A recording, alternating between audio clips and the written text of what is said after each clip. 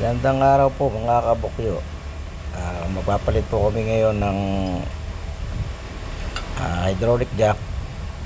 Wala pong mga engineer, busy po sila, kaya mga taga-kubyerta lang muna po magpapalit. Medyo marami kami, tulong-tulong para sa mabilis. Bali tumatagas to, kaya papalitan namin. Doon siya. Doon siya sa ano nag-video. Hindi na kasi po pwede, baka masita na kami ng ng authority. Yan sila, medyo masaya habang pagpapalit. Ganyan lang, sama-sama, tulong-tulong.